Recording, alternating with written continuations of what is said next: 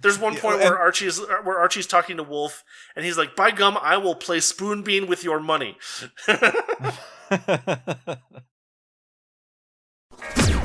Welcome to the Wordy Pair Podcast, your go-to hub for all things writing, world building, and the occasional dive into the weird and wonderful world of fiction. We're breaking down the barriers between you and your next great story. Whether you're a seasoned scribe or just scribbling your first sentences, we've got something for you. We'll be discussing everything from crafting compelling characters to dissecting the good, the bad, and the downright bizarre in the world of fiction. Okay, this script says you guys are eccentric. Isn't that just a 3-syllable word for weird? No offense. So, whether you're in need of inspiration, a good laugh, or just a couple of weirdos to keep you company on your writing journey, you're in the right place. Thanks for tuning in to the Wordy Pair Podcast.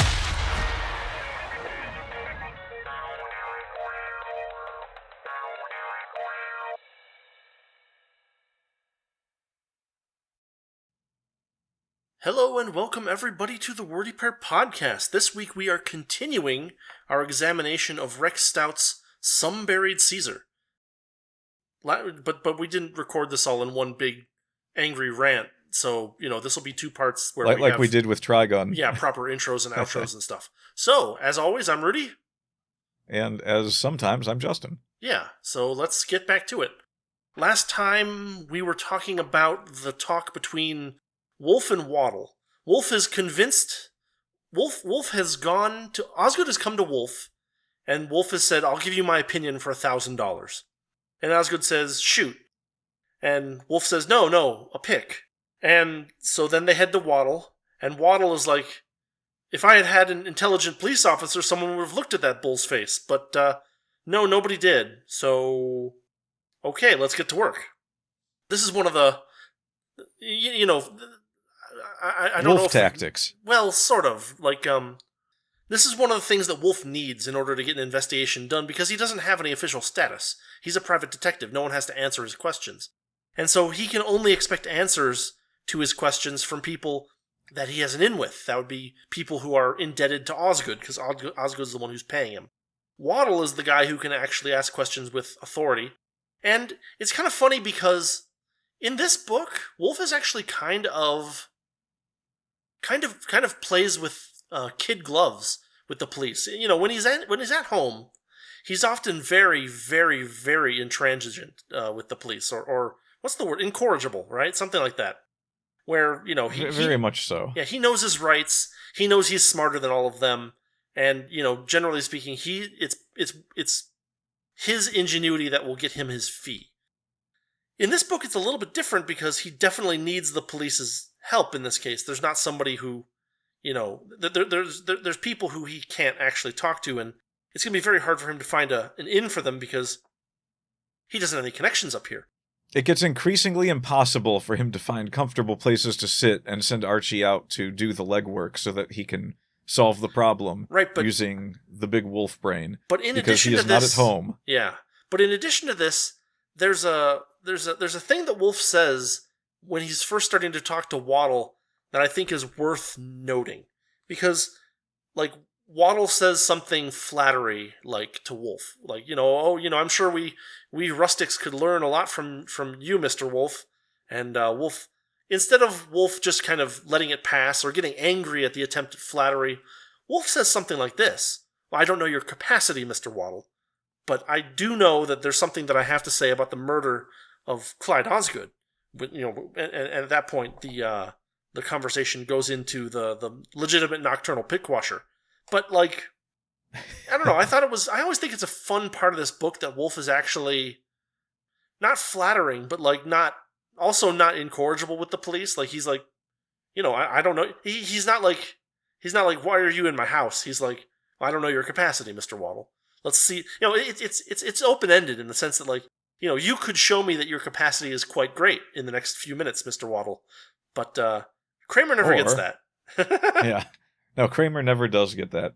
I mean, sometimes he does, but not when Kramer's around. Yeah. Kramer gets a he gets a general respect from Nero Wolfe. Sure. Most of the time. But it's very different in the way he deals with Waddle, because Kramer and Wolfe know each other better, for one thing. That's true, so yes. They butt heads a lot. They're kind of the same bullheaded character in one sense. Yeah. It's just a case of one is in an official capacity and the other is a detective, and one is a good cop, but another one is an incredible detective, and so there's also his reputation as an inspector in Kramer's case is kind of jostled by the fact that Wolfe is the one that's usually getting the headlines in the newspapers. Right. So, now that Wolfe and Waddle are done talking and Waddle's going to waddle off and do his work, Wolfe heads to the Osgood house, and we get a very great example of one of the things that Stout and Wolfe as a character are good at, and that's interrogation. Because they have to talk to, what's her name, Nancy Osgood? Yep. Yeah, Nancy Osgood. I think it's Nancy. Because the wife's name is, I forget. We had this problem last time. Didn't it? Yeah. But we have Wolfe. Wolfe interrogates Osgood himself, and that's a fun one because Osgood continuously bristles at being asked questions, and at Wolfe being insufferable, and Wolfe is like, at one point Archie brings up something, and Osgood's like, ridiculous. Who the devil told you that? And then Archie talks about how he heard that Clyde was getting in close with Carolyn Pratt, and Osgood. Quote, Osgood was boiling. This is insufferable, preposterous gossip. If this is your idea, and then and that leads to a little bit more knowledge about like Lily Rowan, for instance, where Lily Rowan does not get a very good appearance in this book. Like, she is not treated well in general. Practically everyone dislikes her. Archie tolerates her, and a lot of names get thrown at her without even having the common courtesy to say it to her face. I think Osgood calls her a sex maniac. Yeah. And of course, this is a book that was written in the late 1930s, and so I feel like that kind of language was perhaps a little bit surprising at the time.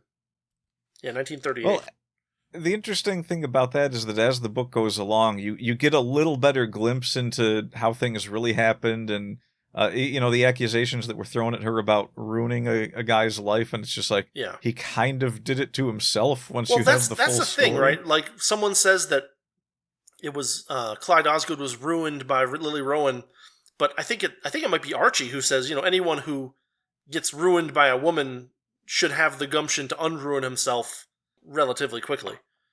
It's a very kind of self-reliant, rugged kind of perspective, and it's one of those things where it's like, she didn't do anything to actually ruin him. She just he just wanted to tag along to places where things were expensive, and she didn't give him the money to do that, and so he wasted all of his.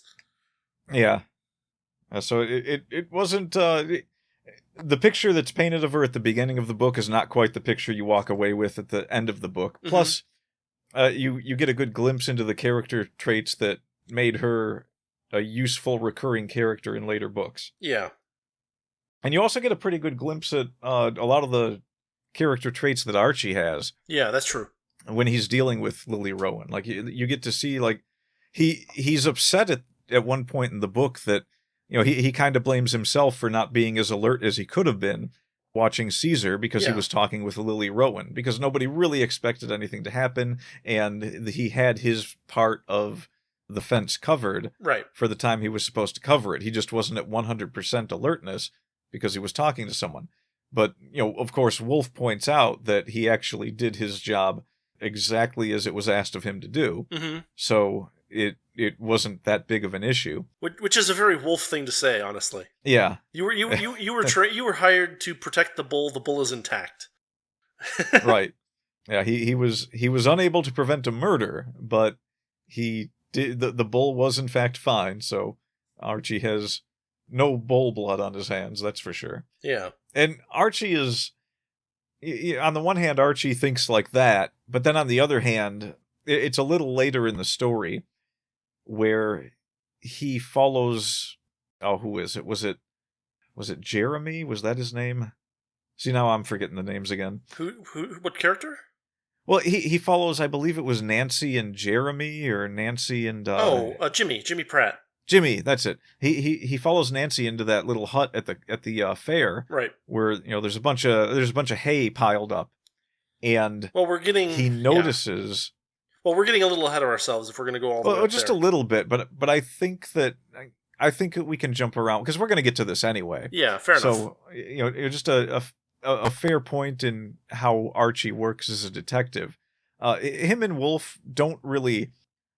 I guess to pull a quote from the show, they don't necessarily balk at justice, but they do flirt with the outskirts a little bit.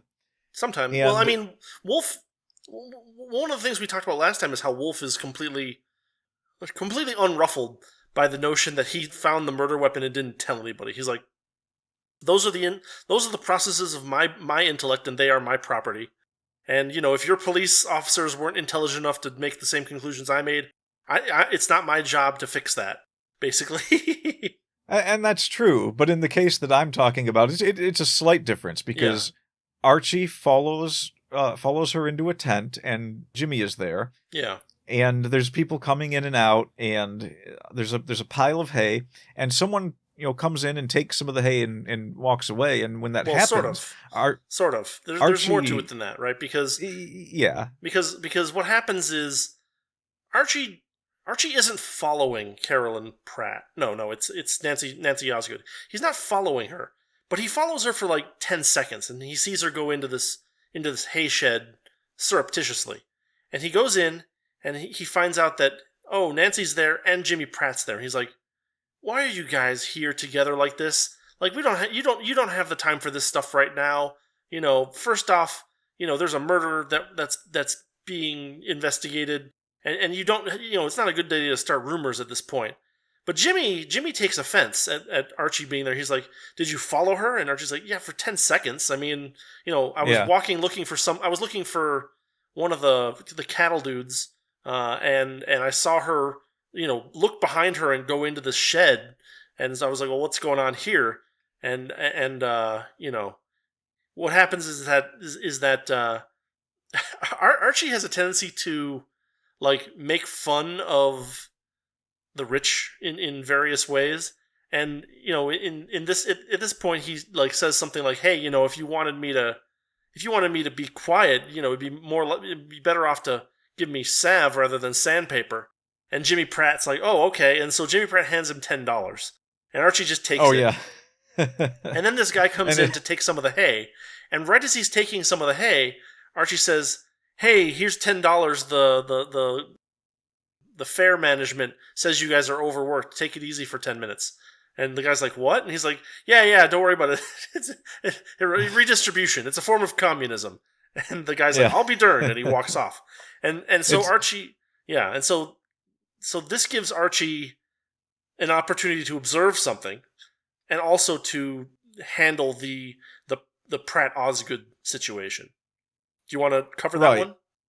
And it also, it sets up for a problem later on, because what happens with the hay is that Archie notices after some of it's been taken away that there's a what, it was like an arm or something, or a leg that he saw sticking. Yeah, he sees a shoe. A foot. It's a shoe, but it's a specific shoe that he saw Bronson wearing the previous night. And so he's like, oh, this is... I don't know if we've talked about Bronson yet, have we? We haven't, because you skipped forward. We were talking about the interrogation of Nancy, which would be the Bronson. All right, well, let's finish up this point then, and then Sure. Then we can jump back to that. So Archie finds a body in the hay, essentially, but nobody else has spotted it but him, and so he surreptitiously covers it up, and then there's a pitchfork in the hay. He kind of, thumbs it a bit to kind of gauge, is this thing sticking in the body, which it was. Yeah. So now he has a situation where there is a dead body in a room in which 3 of the people that are involved in another murder investigation are standing around and Yeah. people are coming and going. So his next move is to get Jimmy Pratt and it's Carolyn, right? Caroline, yeah. Yeah. He's got to get them out of there because No, he no, no. definitely It's doesn't Nancy Osgood. I'm sorry. I'm dumb. okay, so it is Nancy, yeah. Yeah. He basically gets them to clear out, and he knows this is going to be a problem. He has to report it back to Wolfe. But the point is that he does kind of play with the extent of the law there, where now he knows about a body and he's not telling anyone about it. He knows it'll be discovered, and he's also got the problem of he paid someone to leave that tent at some point. Yeah. And that's going to come back to haunt him later in the story. Yeah, he's surprisingly unworried about it, but like he does recognize it as an issue. Yeah, and he reports as much to Nero Wolfe. I don't think... Did he actually tell Wolfe about paying the guy to leave? I don't remember if he did. I don't remember if he said he probably did. He usually reports verbatim, you know? Yeah, or maybe maybe that's how it was worded, that he just reported everything to Wolfe. Yeah. Sometimes it's just handled like that. But anyway, that's kind of what happens there. He covers up the fact that there's a body there and doesn't tell anyone about it right away. Well, he tells Wolfe. So yeah, well, Rex Stout really likes to play with that in the stories, where Wolfe and Archie sometimes have information that causes them to come into a bit of a direct conflict with the police. Right. And it's usually resolved in interesting and sometimes funny ways, depending on how the murder is solved. Almost always satisfying and interesting, sometimes very funny. Yeah. So, going back to Wolfe's interrogation, Wolfe's talk with Nancy Osgood is actually really interesting, because it shows how good he is at, like, paying attention to little details and not getting ahead of himself. It's, he she keeps trying to kind of push the conversation forward in time, and he doesn't let her, right? So, like, she's very uncomfortable. Archie can see that she's very uncomfortable. Archie and Wolfe can see that she's lying a couple of times. And it's one of those things where Wolfe kind of traps her in a lie, and then that basically causes her to lose her kind of strength to bear up and continue lying or continue being obstinate. Basically, the bag is open and the beans are falling out. And so Wolfe gets a bunch of information from her, but the one thing that he really wants is he wants to know how Clyde expected to win his bet. And he expects that Nancy knows and isn't telling him. And so he continues to poke at that part and say, hey, I know that he told someone how he was going to win the bet, and you and Bronson are the two highest candidates for that. And so I am very unlikely to actually believe you don't know. And she's like, I just don't know. I don't know at all. And, so finally, what ends up happening is that they get interrupted. Because I think it's Monty McMillan that busts in. Osgood busts in, Osgood's wife busts in, Monty McMillan busts in, and it turns out that something very interesting has happened. And that is, well, that Hickory Caesar Grindon has died. Ah, yes. And boy, what a moment this was in the story. Oh yeah, this is fantastic. A little bit of high tension for a detective story. There's a lot going on where Wolfe has to think quickly. He has to act quickly. He has to get Archie to act quickly. And how it ends up playing out in the end. And he has to do this in the face of a bunch of people around him yelling at each other. Because what happens is that Monty McMillan brings Thomas Pratt. And Osgood's like, I don't want Pratt inside my house. And so there's this feud going on that's like obstructing the conversation. And then they have to pull teeth out of information out of people about what happened. How did Hickory Caesar Grindon die? What's going to be done with his body? Wolfe even at some point says, Mr. Pratt, I'd like to buy the bull's carcass.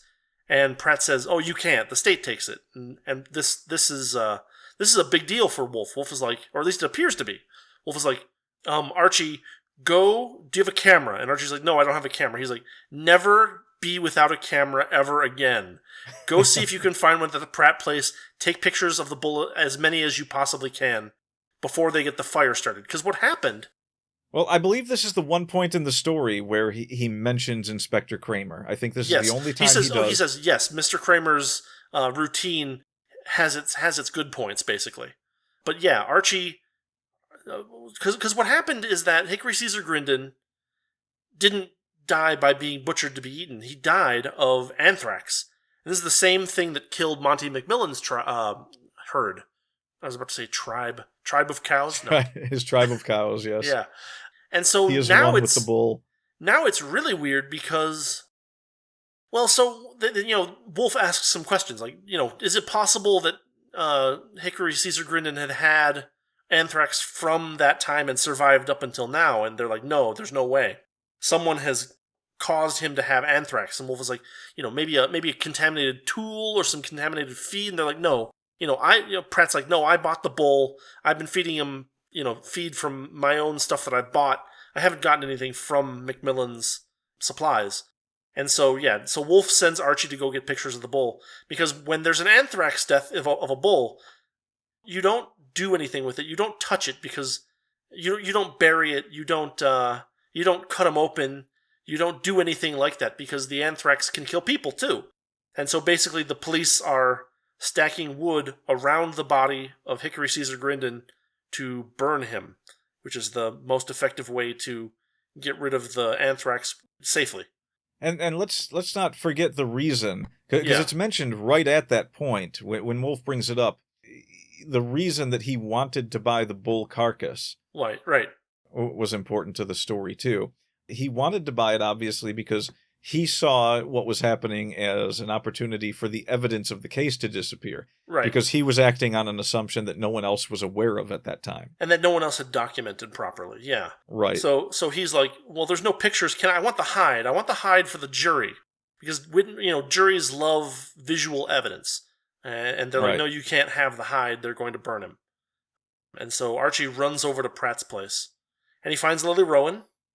And he's like, the banter continues, but this is one of the times where Archie is actually busy. He doesn't have the patience for this. He doesn't have the patience for it, and so Lily's trying to kind of, kick back and forth with him, and talk playfully with him. He's like, I don't have time. Do you have a camera or not? She's like, yeah, I have a camera. And he's like, great, let me get it. I'm going to get pictures of the bull. She's like, you're not going to get pictures of the bull. He's like, why not? And then she's like, oh, they already started the fire. So Archie gets the camera, but he goes and he looks at the bull, and lo and behold, they stacked wood all around the bull and up against the bull, and so the fire's already completely surrounded the poor thing, and he's not going to get any good pictures out of him, that's for sure. And that's another point at which Lily Rowan is. This is another thing that Rex Stout is really good at. Now we've already talked about a couple of things. One of them is that he can take every character in a story and paint a picture of them that will leave you wondering who is involved in what. And in the case of Lily Rowan specifically, she looks so incredibly guilty in so many points in this story. And the way that she looks guilty, like it's a way in which Archie and Nero Wolfe are not even really entertaining anything about Lily Rowan. And you as the reader are sitting there looking at this like, well, what's going on? I mean, she's like there when a lot of this stuff happens, and she seems very removed from the events of what's going on around her, which could indicate that she's shying away from it or that she's not involved. And you don't know, but she is present at these moments, and a lot of the time she's distracting Archie, which makes you wonder, is she involved in anything? But you never really get a handle on it because that's how you're supposed to feel throughout the whole story. Mm-hmm. The only other thing I wanted to bring up that we kind of passed over was when you were talking about the interview with Nancy. Yeah. The way that, if you have never experienced the Nero Wolfe interview when he's grilling someone in one of these stories, mm-hmm. I've never seen the like in any other detective stories that I can recall. And they're probably the best interviews that are given in any detective stories I'm aware of. Yeah. It's interesting, too, because, the conclusion that Nancy Osgood has had is that Bronson killed Clyde. And Wolfe is like, I don't think Bronson killed Clyde because that would because he doesn't have a good motive. His motive is exactly the opposite, to keep Clyde alive, to get paid for... There's an interesting thing that appears, which is that Bronson was basically that Clyde was out of money. And so he had failed to get money from his father. He had not gotten enough money from Nancy, but he had been trying to get money from everybody. He had been gambling away the money that he had. He was in debt. And Bronson gave him a bunch of money, 10 grand. And it turns out that Bronson, according to Nancy, is actually like a hustler.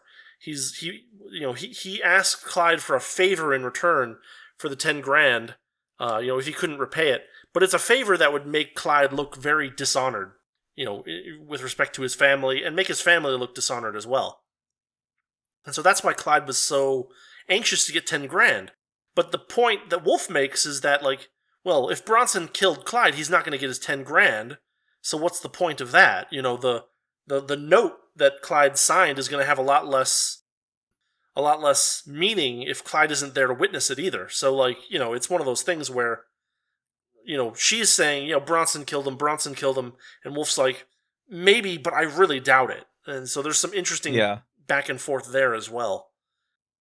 Yeah, in general, Wolfe talking to a witness or a suspect is always incredibly interesting to watch, just because of the choice of questions he has. Choice of questions, for the technique, and the way that he kind of zeroes in on something that you wouldn't expect to zero in on, but it becomes relevant unexpectedly. It's always very well the done. whole Bronson thing unfolds, and it becomes central to the question of what exactly happened here. Yeah, and it's a thing in a lot of detective stories, but in the Nero Wolfe books, every once in a while you'll have a situation where there's one murder and then another, and the two murders happening kind of pull different things that weren't obvious at first together. Right. Starting to give the reader a clue as to what's going on sometimes, but usually in the case of Nero Wolfe, giving him exactly the story that he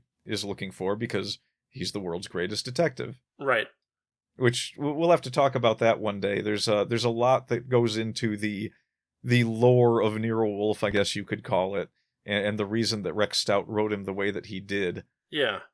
But that's a story for another time. Sure, fair enough. Oh, there's also another cool point about this, is that because of the fact that the bull died of anthrax, now Clyde is a suspect in the police's eyes, right? This is a Right. brilliant redirect, in the sense that now the police have another reason to refuse to follow what Wolfe is saying, right? And so Wolfe is angry too, because Wolfe is like, well, now Waddle's going to be less likely to actually question people effectively, even though I've shown that there was this mining, or rather digging pick that was washed. And they even say that they found blood clots in the grass around it. And so it's one of those things where Wolfe is like, now not only have I lost an important piece of evidence, and Wolfe says this, he's like, I had this case like this, and he puts up his fist, and then it was gone in an instant. And someone says, what did you mean by that? He's like, well, it went up in smoke. And they're like, well, I don't believe that the bull had anything to do with it. And there's this whole web of confusion going on that's really fun to kind of get into and read. And then, of course, now we have Archie is going back to the Osgood place to talk to Wolfe and basically say one of his rare, I completely failed, boss. No pictures. And that leads to Wolfe having to figure out what the hell he's going to do to actually get some evidence for this case. Yeah, every once in a while, Wolfe is in a situation where it looks like he's left high and dry. And a lot of times, if he thinks that's going to be the case, he'll make like he's going to walk away from things, and sometimes it's Archie that has to pull him back in. Yeah. I don't think that was the case this time, though. No. He was adamant about finishing this one, and I forget exactly why. I don't remember if they gave a reason or if he just continued with the investigation. He was protecting his client. He didn't really give a reason, but the point that happens at the end of the book is he's like, I've known who the culprit was since the night that Clyde died. I just needed evidence, right? And so he's like, I have the solution to this case. I'm pretty sure of the answer, but now I don't have any evidence. I almost had evidence. If I had had the evidence that I needed, then this case would have been solved. But now I have to figure something else out. And this is one of the strangest ones that he ever did too. I mean, the way that he solves this case is it's not necessarily the most. I'm going to say it's not the most brilliant solution.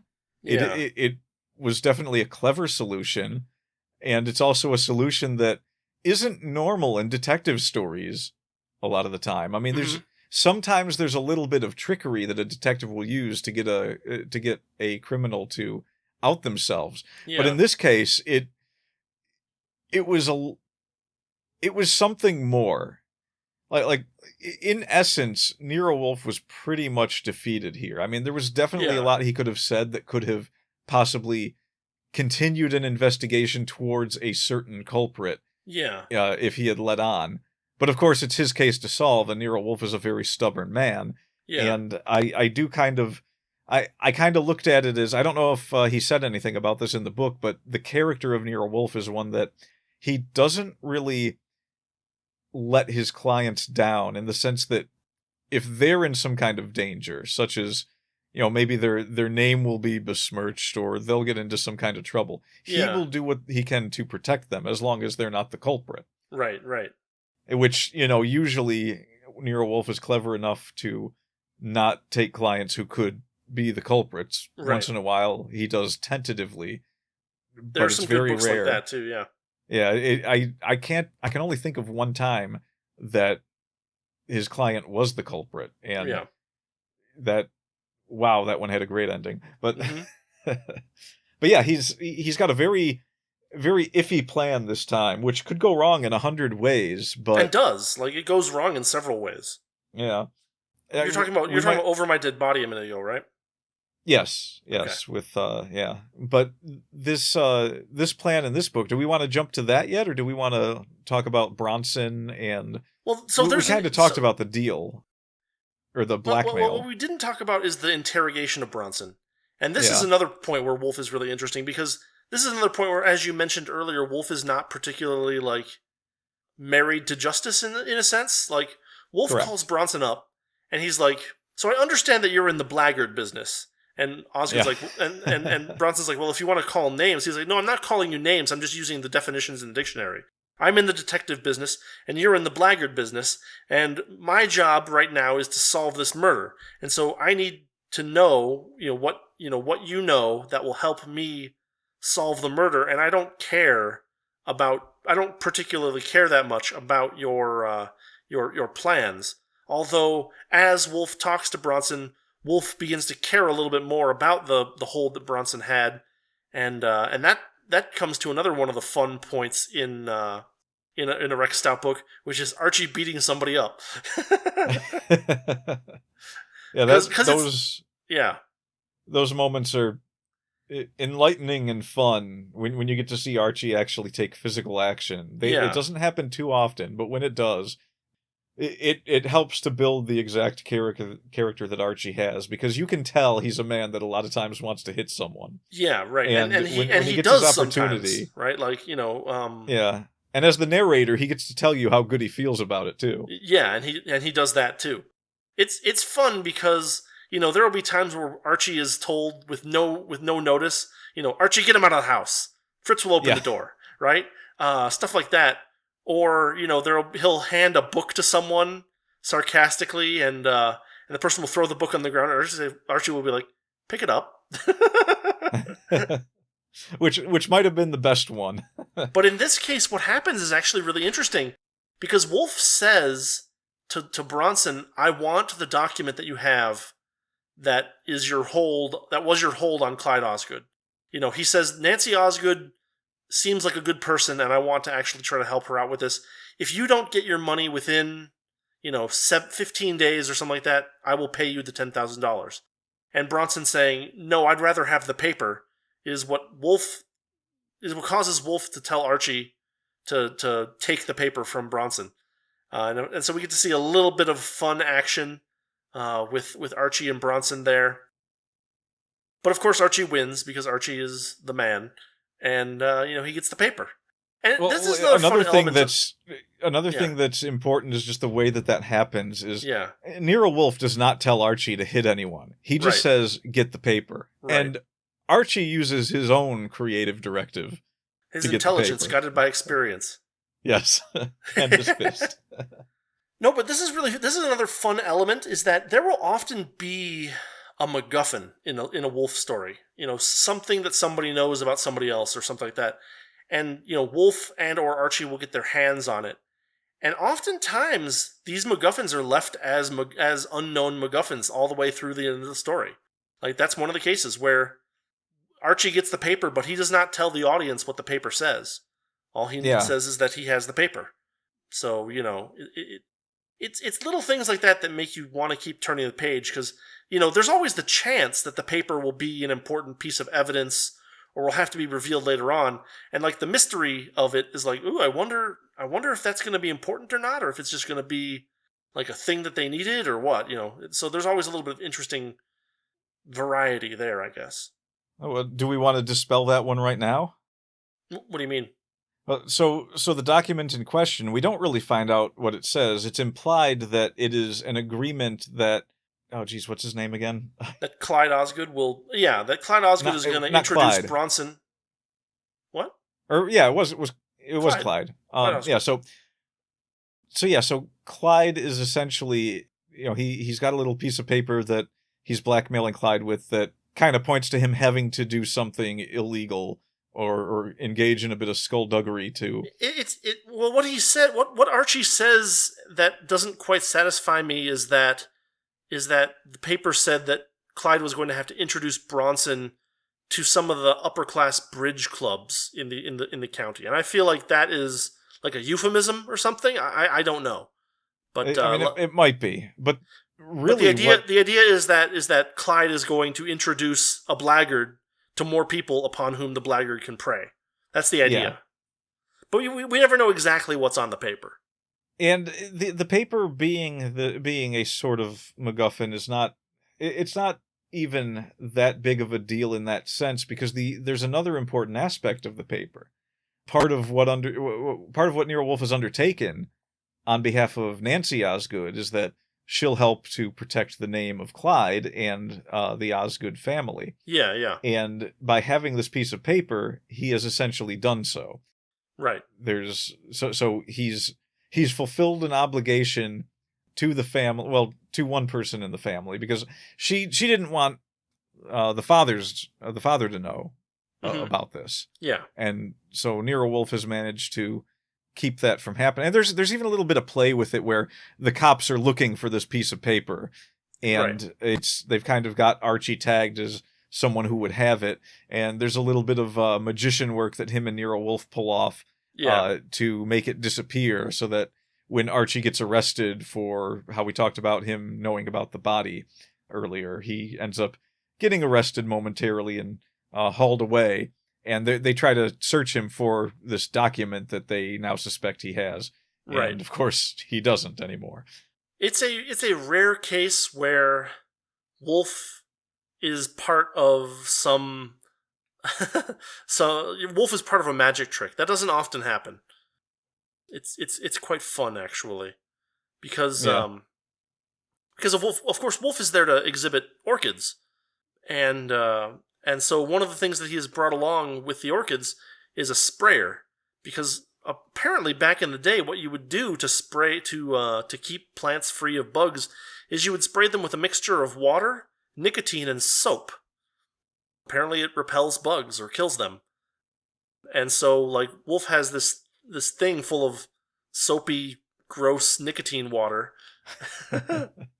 And Wolfe is like Wolfe motions to Archie by moving one of his fingers that Archie is supposed to ditch the paper in just a moment, and Waddle's there talking to Archie, and like giving him a hard time. He tries the old trick of like, oh, you found a body under the haystack, right? Well, who when was the last time you saw him? And Archie's like, that trick won't work on me. It's been a long time since since I've been vulnerable to that trick. Who was it, right? And, they're having this back and forth. Waddle is getting increasingly angry, and suddenly Wolfe kind of wiggles his finger at Archie, and Archie is like, okay, I'm going to have to move real fast right now. And Wolfe sprays Waddle straight in the face with this mixture, with this soapy water stuff. And while that is happening, Archie takes his card case out of his pocket and puts it not in like Wolfe's hands or on a desk or anything. He puts it in the district attorney's pocket. And so now they have a problem that the district attorney has something that he shouldn't have.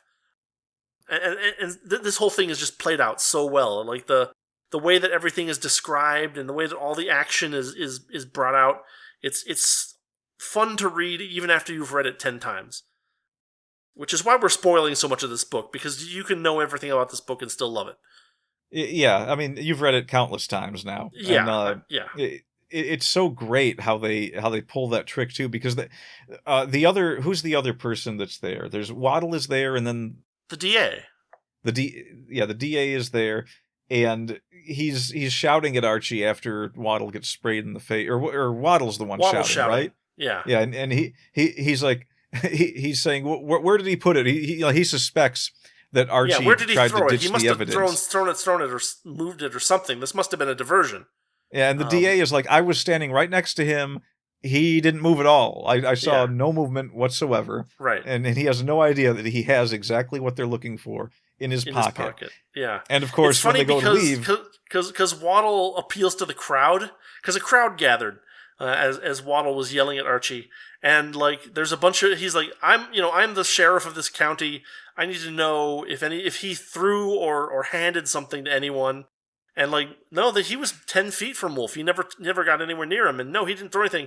And finally, there's this one woman who says, like, I saw you get sprayed in the face with that stuff, and it was like a movie, but I know that I would have seen him throw or do anything because my eye takes in everything. And everybody groans, and the crowd disperses. It's very funny. and then Nero Wolfe invites the DA to chat about the murder. Yeah. Implying that he now might have something for him. Yeah. And this is how he separates the DA from Waddle so that he can retrieve the item at a future date, which he gets a message to Archie that he has in fact done so. Right. Now, Archie in jail is something that happens actually pretty frequently in these books. Yeah. And it's usually done with some significant comic effect. In this case, there's three major comedic elements that happen as Archie is in jail. Number one, wait, no, I think that might be a different book. Okay, maybe I've only got two. Number Just save one the best one for last because it's a good one. Well, which one's the good one? What he starts in the while he's so in the number jail. 2 one is that Lily Rowan comes to visit him, and she brings a bunch of like she offers to bring like a bunch of stuff or give him money or whatever. He's like, no, I don't need you to do anything. What I want you to do is at midnight tonight, I want you to call Wolfe's room and tell him that you are. He gives the name of his mother, something Goodwin. And you want to know, why Wolfe has gone to the trouble of throwing poor Archie in jail, and that he uses a very specific word, he'll have to pay for it or something like that. And she's like, well, why don't I just get him out, to talk to me at midnight? He's like, no, don't get him to leave the house. That would be too much. But if you call him and you talk to him and you tell him that you'll meet him in the morning, that'll be enough. And so she's like, okay, sure. He's languishing in prison now. Yeah. And he wants to rile Wolfe a bit for not acting a little quicker. Right. And there's something else happened with that joke too, and it's slipping my memory. Well, there was the fact that Wolfe also visited him and said, hey, Archie, I tried to find someone to talk to you to get bail for you, but I can't. And then he's like, I brought, blankets and pillows. That was it, the blankets and pillows. and Archie's like, I don't need a reputation as a sissy here in my first day in jail. Yeah, he refuses the blankets and pillows because he doesn't want the inmates to look at him like he's, he ain't one of them. Right. Which, he proves pretty concisely that he's trying to be one of them for sure. With the other thing that happens, which I'll let you take that one because you sounded eager to do that. What, the CCPU? Yeah. No, I'll let you cover the CCPU. Go for it. Oh, okay. So one of the things that happens for how long is he in there? Oh no, you're right. It does. I was wrong. It does happen in this book. Right as Archie's finishing talking up with Wolfe, here's the way that Archie gets back into his cell. He's talking with Wolfe, and he goes up to the door and shouts the phrase, "Oh, Warden, I'm escaping." And someone runs in with a gun, and he's like, "April Fools, take me back to my cell." Yeah. But no, you can cover the CCPU. Go ahead. God, if someone tried that today, they'd just shoot him. Yeah, they probably would. Modern policing is lame.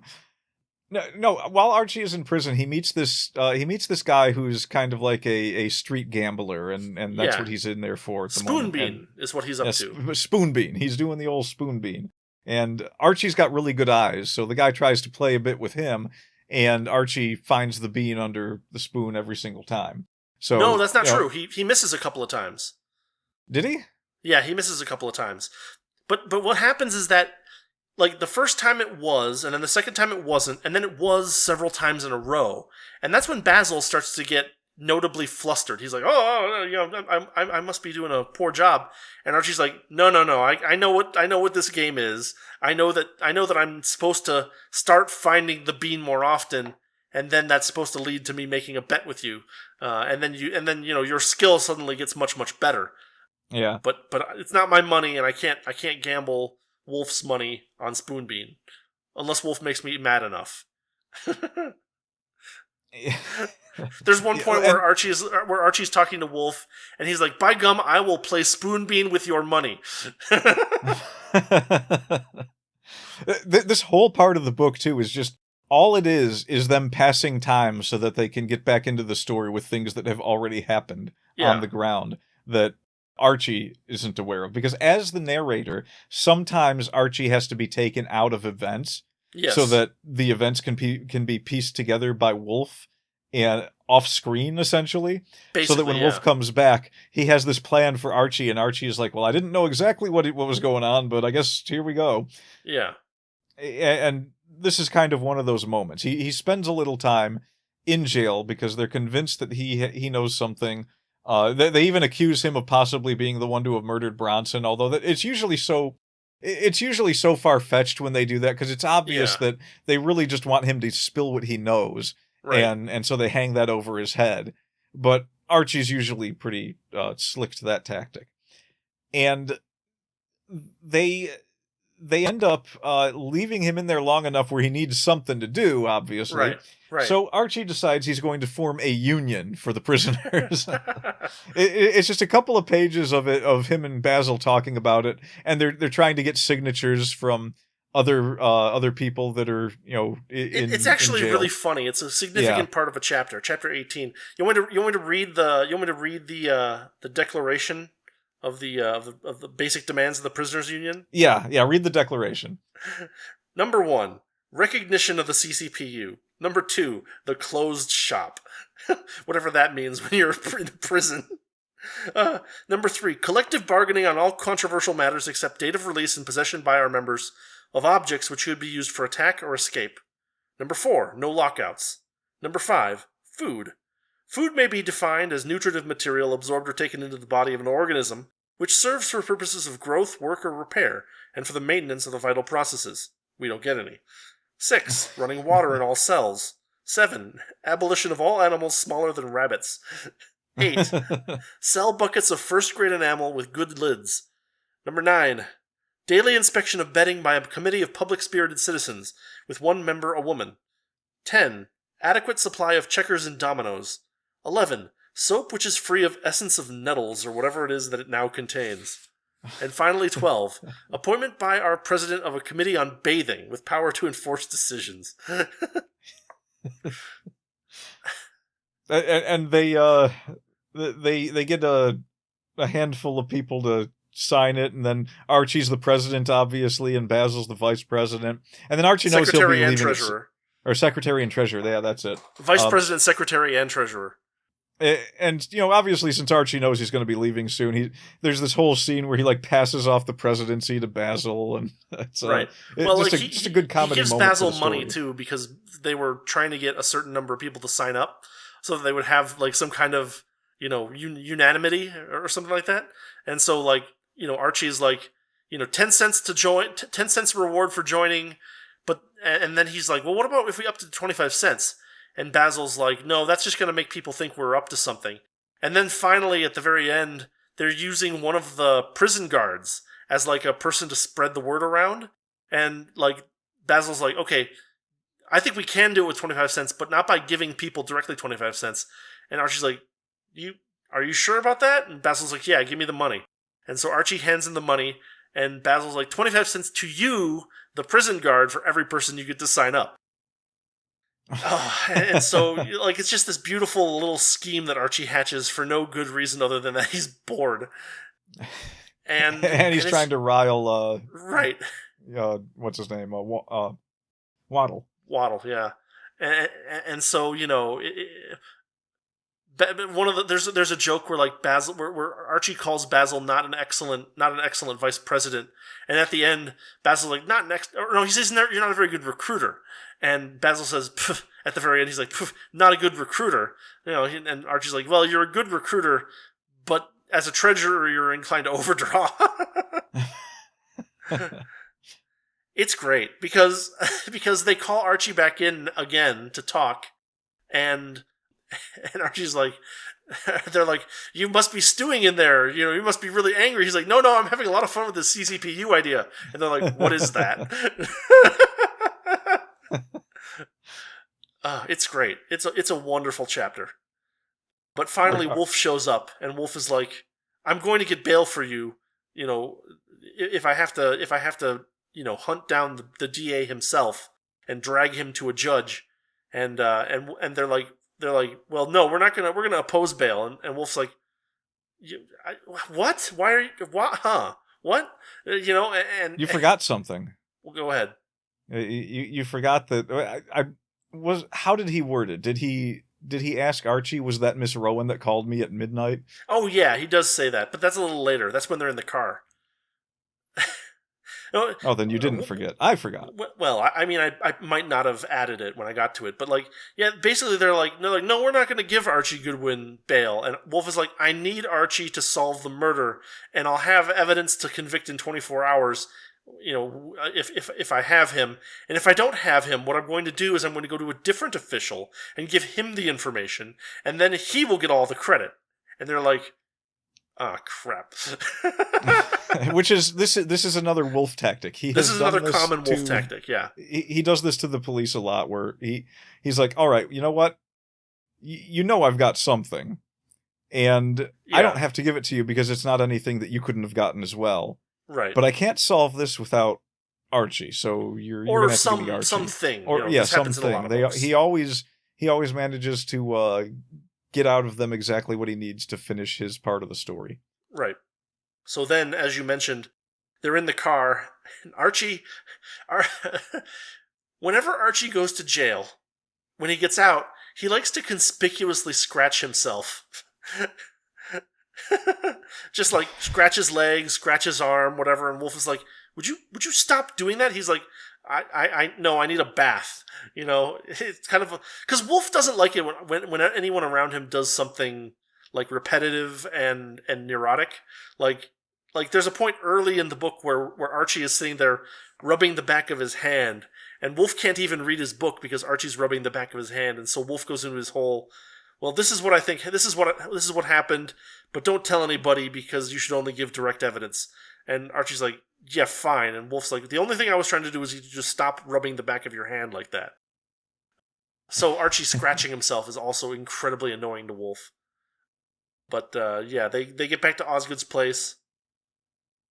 and Archie manages to get a bath, and then Wolfe goes on to hatch the final leg of his plan to solve both murders. Simultaneously, even. Yeah. Well, technically, it's two murders and one animal homicide. Not homicide. What would be animal killing? Is it animal cruelty? Maybe some kind of charge. I mean, there. animal homicide works. Homicide implies human. It does. It You're does. right. Shoot. That's why I pulled it back. I don't know what illegally killing an animal is legally, but that would be what it would be. Faunacide? I don't know. Faunacide? All right, we'll call it that. We'll go with faunacide. So there's a couple of things that have to happen here in order for Wolfe to pull this off. Of course, he has to. Who is it that he enlists? It's from Bennett. the Guernsey League. Yeah, it's Bennett from the Guernsey League. Yeah, so he enlists Bennett. He asks him a bunch of questions about, or he had asked previously. Actually, let's before you get to that, let's jump back to that. Well, we'll jump. I don't want to interrupt you, but for a second, because one of the cool elements of the Nero Wolfe books is always the talk about food. There's so much talk about food in these stories that someone actually put together a cookbook based on all of the different dishes that are explained or described in the different books. But in this case, one of the things that they do is they talk about, oh goodness, it's a Methodist tent. And the Methodist tent has incredibly good chicken fricassee with dumplings. And so Wolfe and Archie and Lily Rowan have been eating this fricassee with dumplings for 2 days now, and they're still not tired of it. And then when Bennett shows up, they get him an order of the fricassee with dumplings, and then they have the detail that they like to order an extra dime's worth of dumplings, which is an idea that Wolfe came up with. So it's just another fun little detail about these characters that, they found this chicken fricassee really good, and it's even better if you have some extra dumplings. And one of the jokes that they make about it is that the woman who makes the chicken fricassee has a husband, and he has left her 3 times on account of her personality and come back 4 times on account of her cooking, and he's still with her. It's one of, as Archie points out when they first get to the festival, one of his jobs is to wrangle good food for Nero Wolfe whenever he has to be somewhere that is not... Good food and cold beer. Yeah, good food and cold beer. And he, just by happenstance, I believe it's Nancy that he sits down to a meal with, and she's like, no, you want the chicken and dumplings. It's Rowan. It's Lily Rowan. Was it Lily? Yeah, she's the one that tells him to get the dumplings?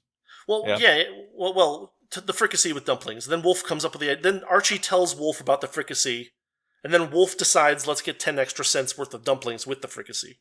It's a job early on. Caroline Pratt tells Archie she'll pay him $2 to basically run interference against Lily Rowan, because Lily Rowan is annoying Jimmy Pratt. Not annoying, but she's enticing Jimmy Pratt. And so, so basically Archie goes to lunch the first day with Lily Rowan, and he's going to order beef pot roast.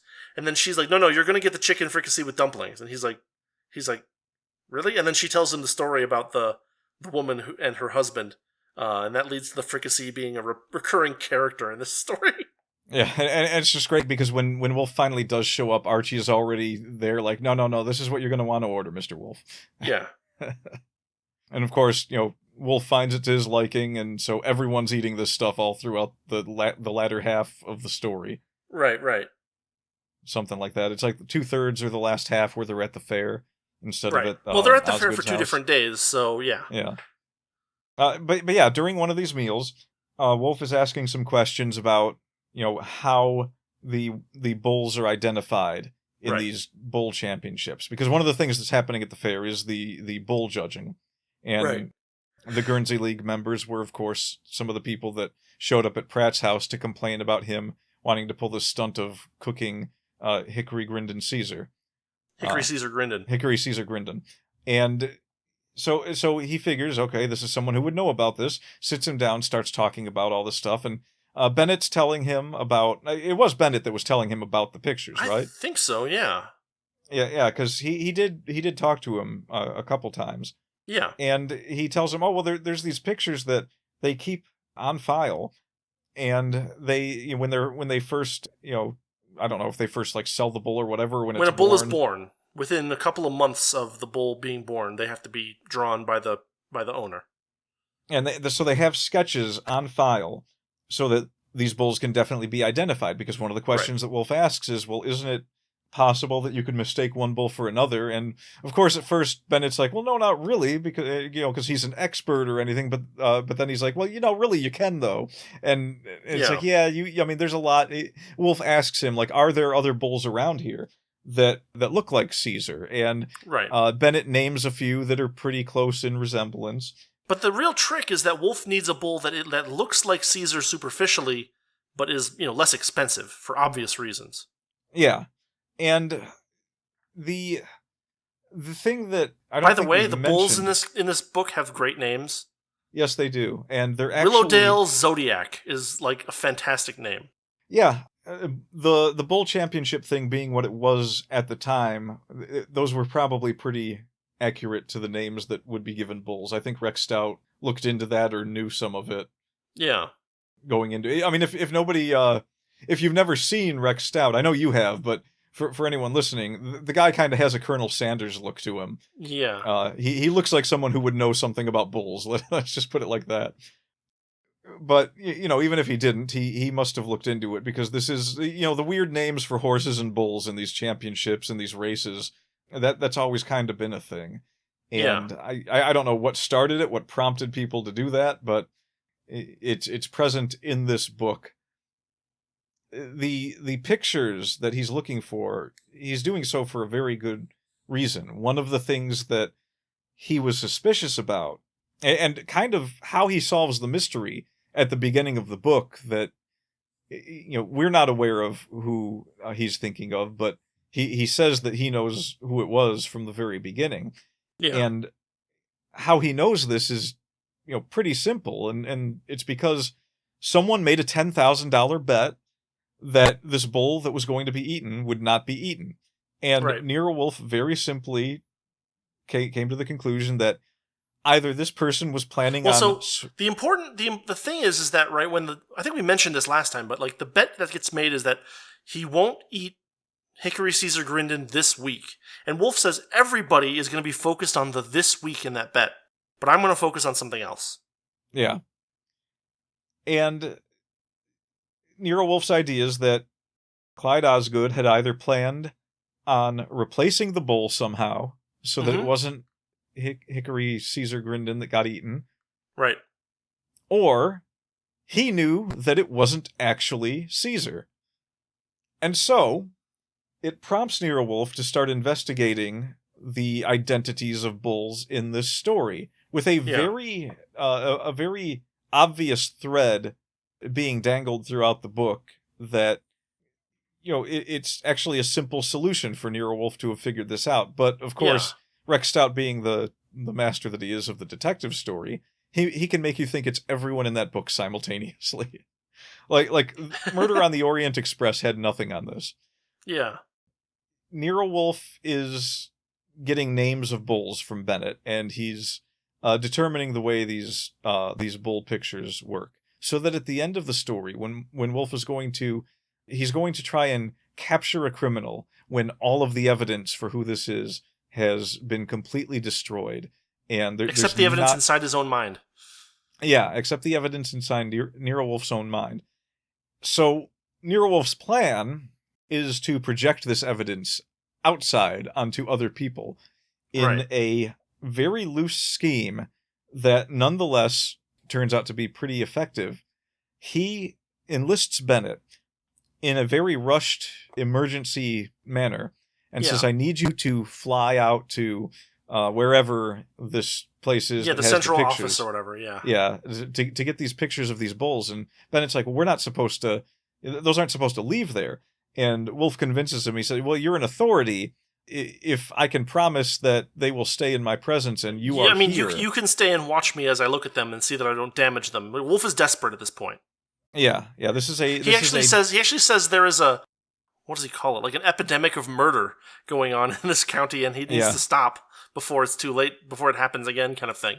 And so he kind of, he makes Bennett feel the same way about how desperate the situation is. And sort of. But he also entices him with the possibility of a free airplane ride.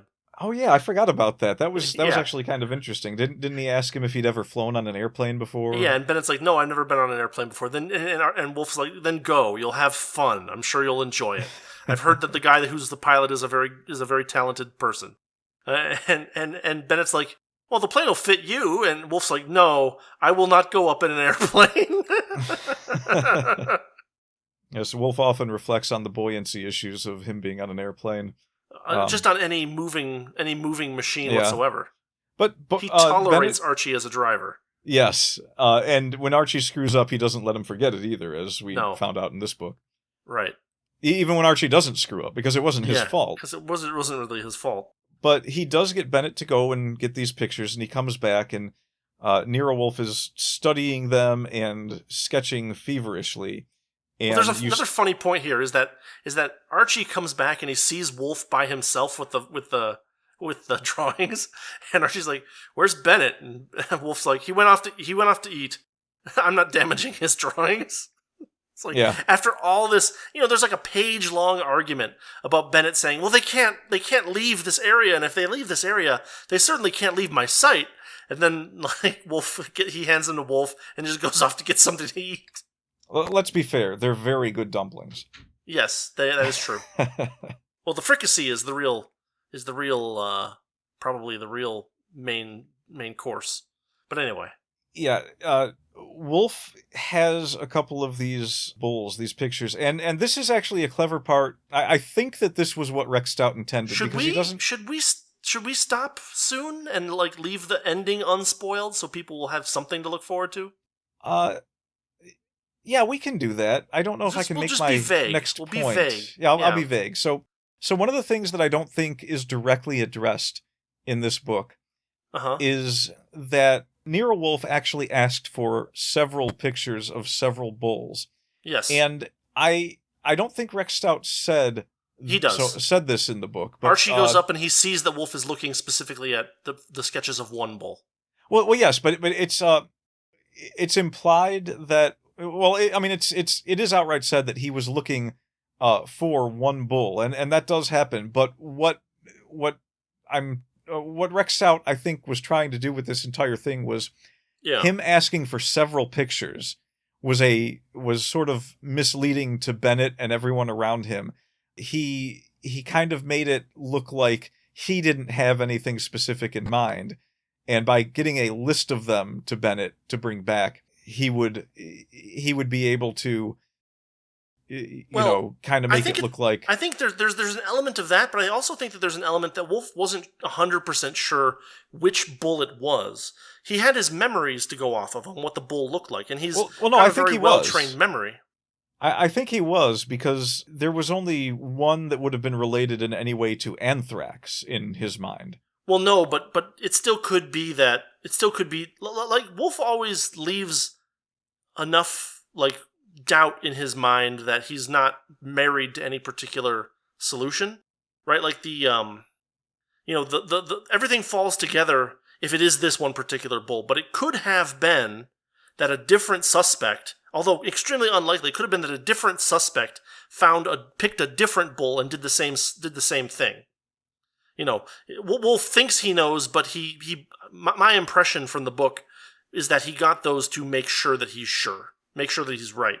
And of course, his assumptions turn out to be correct.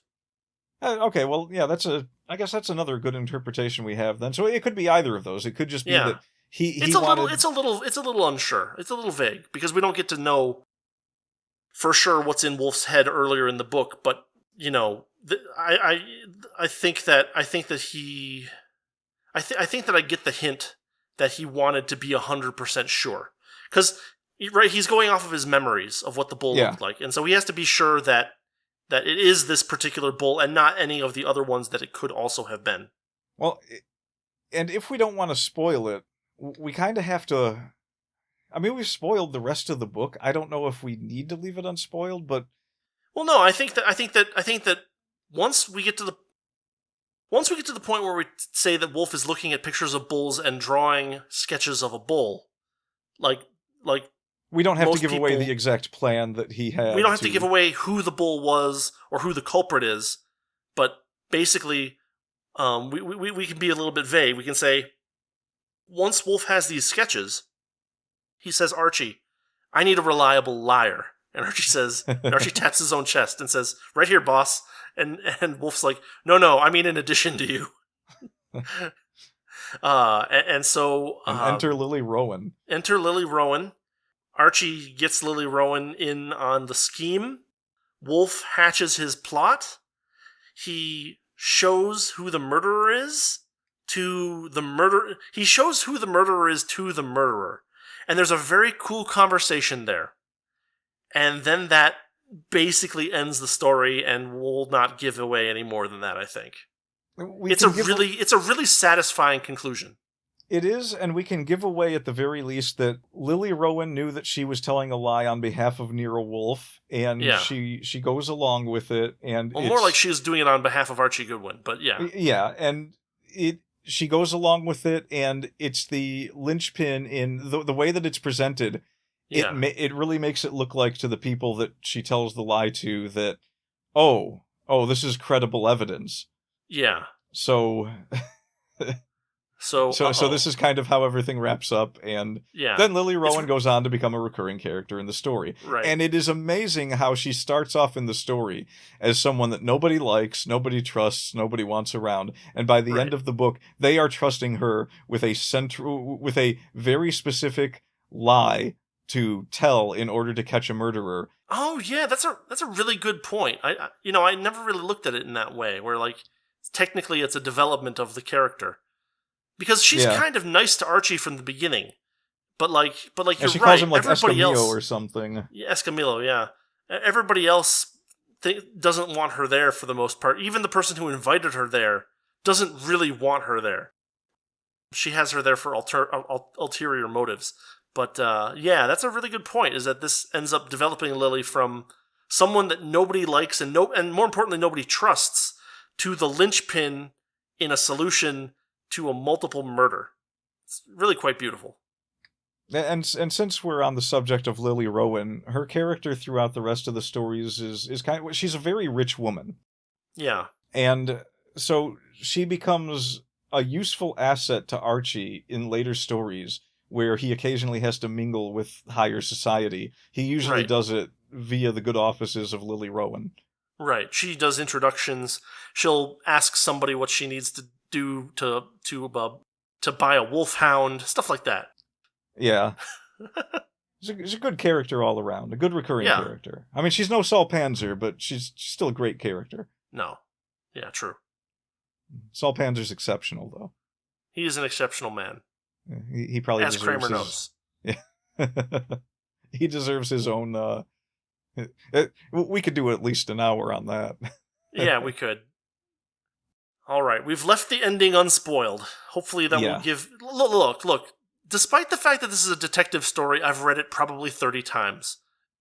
How many detective stories can you read that many times? I mean, usually you read it once and it's like, now I know everything. I'll never have to read it again. And it's still good the 30th time I read it. I still was like, oh, this is funny. Oh, this is good. Oh, this is clever.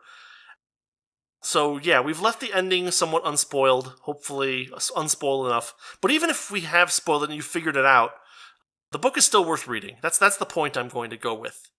Well, with how many times we tripped over names, nobody's going to figure it out from this mess, but still. That's true. And how many times we jumped around in the timeline. It's better that way. The rambling talk of a book is... Because nobody has a clear... idea in their head what actually goes on in that book from what we've said. We've given... This is a sample platter. Kind of, sort of. It's a little revealing. We've gone through a lot of the main plot points, but the reason we've done that is to show how clever and interesting they are. And they'll still be clever and interesting if you read them even after we've described them to you. That's kind of the point I'm trying to get across. Nero Wolfes are those books that when you want to get people who won't read to enjoy something, because there's a lot of books out there that are still good but aren't necessarily... They don't You wouldn't spark hand them any to someone real who doesn't excitement. read regularly, yeah. It's like, because you can read a boring book and still enjoy having read the boring book, but a lot of times a lot of people are turned off from reading because, there's a lot of books out there where it's just like, there's just not much going on, and maybe it's a good story, but it's kind of boring. These are not boring books.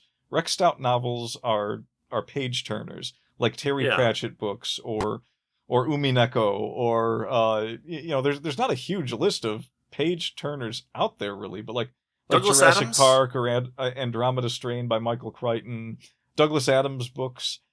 A lot of people like the fantasy books that tell you that the first 6 Dragonlance novels. Yeah, are Dragonlance is a good example. Page turners. These are those kinds of books. These are the books that you hand to friends that won't read and be like, you just read the one, and next thing you know, your friend is looking for all sorts of different books to read. And I can attest to this. Yeah, I did turn you into a Nero Wolfe fan with Wolfhound. Is that what we're calling it? I don't know. I guess we're calling it that now. I mean, there's an it's so online stupid community it that calls works. themselves the Wolf Pack. But I I guess like an Wolfhound's individual better. member of the Wolf Pack would be a Wolfhound. Or a Wolf cigarette. Or the Those are Mongrel two Bloodhounds. It could be the Mongrel Bloodhounds, which is a Well, I mean, that's contradiction an in terms. epithet. We don't want to use epithets to describe ourselves. Anyway, read Anyway. you some Nero Wolfe. They're good books. Some Buried Caesar is fantastic. I'll put a link in the description to where you can go pick up a copy for a reasonable price. And yeah, it is. I mean, 1938. I mean, it might. Well, no, it was. There's a weird cutoff for copyright where like books written before a certain time in the 1930s are just all public domain because the copyright law changed sometime in the 30s. But after the 1930s, it's like the author's death plus 75 years or something like that. And so, like, I think the Stout books are still going to be under copyright for another 25 years or something like that. So, Yeah. well, but I mean, it's worth it. It's like I said, I've read this book probably 30 times, and I enjoy it every single time. And the back of my copy says $6.50. So, yeah. You and I both have a copy from Borders. Yeah. That says $6.50 on it. Well, like, the Borders books always had I think I took the sticker off of this one, because Borders put their own stickers on books, generally speaking. Mine this still is like has the the Borders official sticker on it. This is the official UPC on the back of the book that's not a sticker. It says $6.50 or $9.99 Canadian. Wow. That changed. Yeah. Anyway. I guess this is a good place to call it for this No, episode. it's not. Good God. We It's want to not. end on a note where we mentioned Canada. Gotta wash that from the palate. Oh, you're right. How do we do we're that? canceled by Poutine? Canadians. Oh, I brought the joke back. You see what I did there? Well, I mean, I did suggest gargling poutine. All right, everybody. Have an excellent weekend and an excellent week. And As an always, excellent read. Yes, and an excellent read.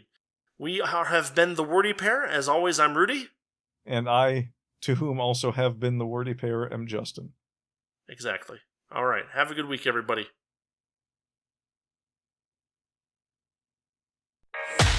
Thanks for listening to the Wordy Pair Podcast. Our passion is all things writing, world building, and getting into the weird and wonderful world of fiction. We hope you enjoyed our unique takes. If you did, make sure to like, rate, review, and subscribe to get your weekly dose of writing weirdness.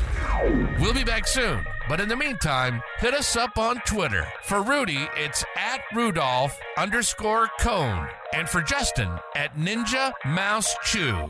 See you next time on the Wordy Pair Podcast.